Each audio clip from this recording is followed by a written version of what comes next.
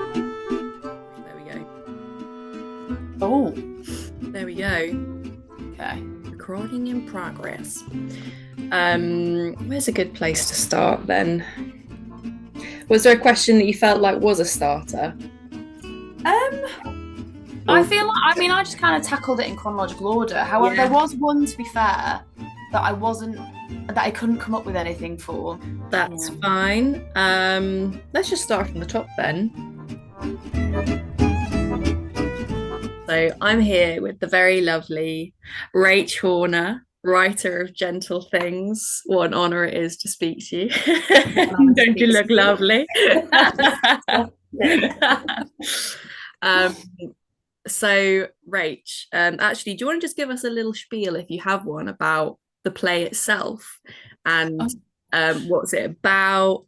Maybe when you started writing it, how the project started. Just warm us into the topic a little bit. so the play is called Gentle Things. It is heavily, heavily inspired by the Greek myth of Cassandra.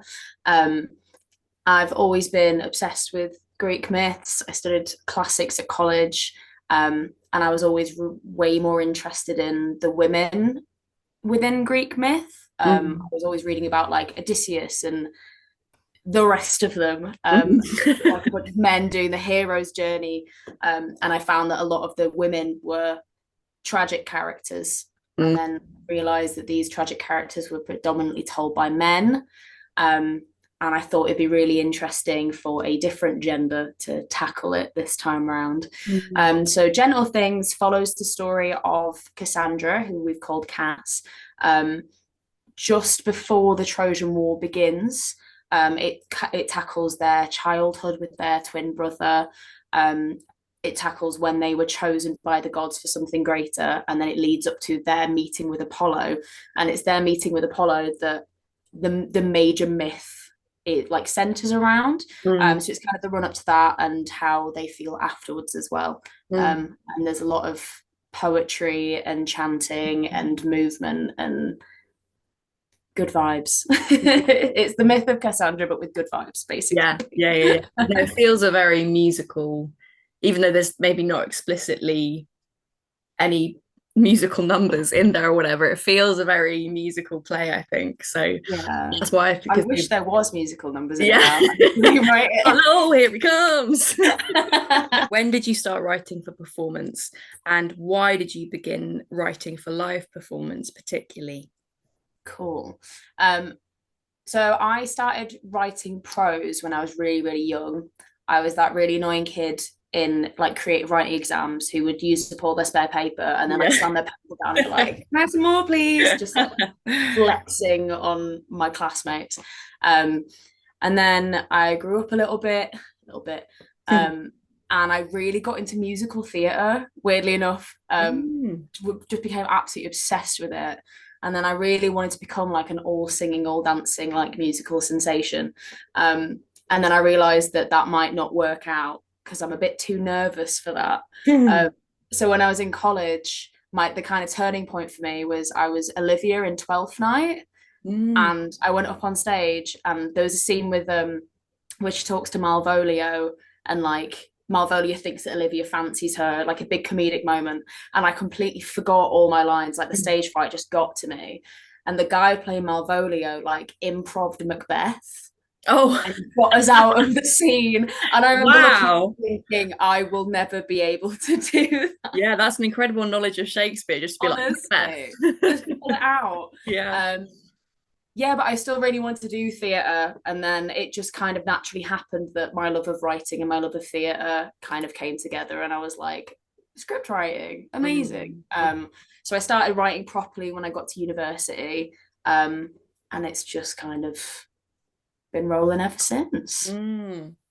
Why did retelling this ancient myth of Cassandra, which is part of, I guess, the kind of Trojan War cycle, do they call it? I never know what a cycle is. It's not that. The Trojan War story.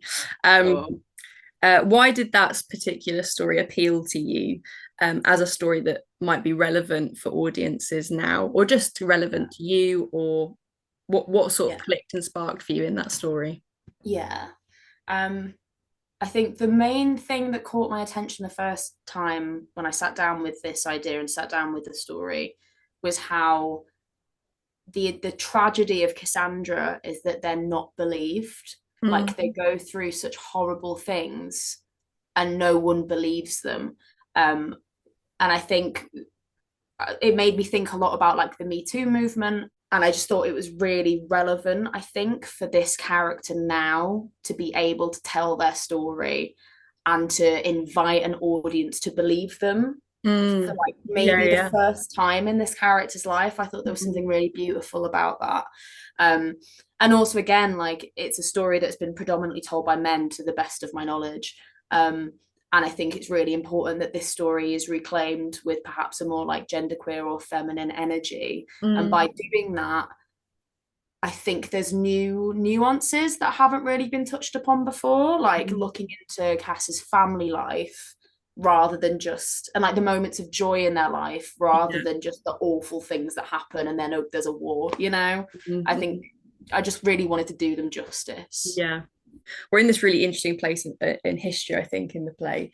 Can you talk to us a little bit about your favourite things, the juiciest little facts or whatever that you found out whilst researching Gentle Things? I did find it really fascinating going into just Cassandra's family's lineage, Mm, um, because Cassandra's family, all their names are Greek. mm, They're very like big sticklers on Greek tradition. mm. Admittedly, it's probably because it's a Greek myth Yeah, and yeah, it yeah, was written by Greek people. yeah. Um, and like it go and they made their family tree go back and back and back and back until one member of the family was an ancient Greek who came to Mm. the land. And then if you follow it completely forward, like with Helenus, so Cass's brother Helenus after the war, Yeah. um, Helenus ends up aiding, I think, Aeneas in forming eventually what becomes to be Rome. Oh, Like the wow. entire family lineage just goes on Yeah, both sides forever, which is so cool when you look into it. yeah. So, how did you think and reflect on themes of faith and magic and the supernatural and the divine whilst you were writing Gentle Things? Um, so I wrote a play a few years ago called Worldly, and it was about a teenage girl losing faith and all the horrible feelings that kind of come with that. Mm, And then when tackling this, which is very much about faith, I didn't want to do that again. I didn't feel mm, like it was right to have that same kind of messaging for this character, especially because like in this world the gods are everywhere. Like there is no chance to not believe in them. mm. Like they're chucking snakes at you left, right, and Yeah, center. They're stealing your wife. Like they're all over the yeah. place. So there was never an opportunity, or it never made sense for me to write about Cass losing faith, and it Mm, more turned into Cass navigating their faith to make it work for them. mm, Um, I think it was really lovely for me as well to write a character whose faith really grounds them mm, and comforts them. And despite how up and down and sometimes like tumultuous the gods are that Cass mm, believes in, mm. they have the ability to choose who they can go to for different things. Yeah, yeah. Um, and I really enjoyed sitting down and thinking about these kind of things, to be honest. Mm, And I think it's really lovely to see a character on stage who just believes in a higher being so thoroughly with all of their heart and soul. mm. Why should audiences come to see Gentle Things? Your amazing play, Rach. Sell it to our us. our amazing Our play. amazing play. um, First of all, it's a one-person show. I personally love one-person shows. Mm, Um, I really like the energy that it creates in the room if it's just one actor. I think the performer, Eggy, is an absolute powerhouse. mm. I think they're gonna absolutely smash it. There's cool lights, Yeah, there's cool tunes, and there's Greek myths. I agree with that. Um, which is your favourite part of the play, if you have one? Um, I don't have a favorite part. I do have a favorite character. Oh, Yeah. So it's just one performer, but there's loads of multi-rolling. yeah. That's me multi-rolling. Yeah, yeah.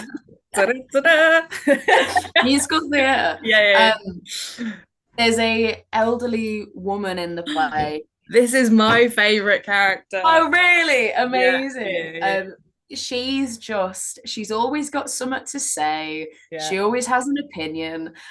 She's based very heavily off of like every incarnation most wise woman in my life. yeah, And it's just a love letter to someone who gets to a certain age and they just stop caring what people think of yeah, them. And there's yeah, something yeah, so powerful in that. I yeah. think she's funny and she's clever. My favorite line is one that she says, which is when Cass is messing a bit too close with the supernatural. Can I say it, or is that a spoiler? Can I say what the I line think it's is? on the publicity, so go for it. Wait, I'll go again. It's the same one, It's yeah. the one, yeah. Where she turns to Cass and she says something along the lines of, "The men have fire and amulets to protect them. You only have your long hair and your skirts, and that has not stopped a god before." Mm, And I was like, "Oh, good really. for her telling her Yeah, that." yeah. Um, Obviously. Rach, what else are you writing or making at the moment? Doesn't have to be theatre related. It can be anything creative that you're up to. Oh, well, I'm crocheting a jumper. I don't know Ooh, where it is, but I am crocheting a jumper, so maybe I'll update you on yeah, that. yeah. um, I'm currently in an R&D phase of a play set in Yorkshire. I'm from Leeds, specifically Meanwood. I love this community. I love this city. And I'm super interested in how, since the Victorian era, mental health has changed and the way that we deal with mental health has changed in the city. So I'm doing a lot of research at the moment, looking into just the hospitals and like Victorian institutions and things, Mm. and hopefully something will come of that. Um, Myself and my fiance, who is a circus performer, Woo! are currently trying to work on a piece which combines like playwriting and juggling, Okay. which will be very interesting. But So I this don't is know. why I asked you the question about like what else are you interested in? Because I was hoping you'd say something about the circus skills. The circus. Yeah, we're trying to combine theatre and the circus. So that'll be fun. So a lot of stuff's going to be thrown around in the air. Nice. Yeah. Nice. Yeah, that's pretty much everything I'm working on at the moment. Hopefully I should have some things coming up in October, but they're not confirmed, so I don't think I'm allowed to talk about it. Okay.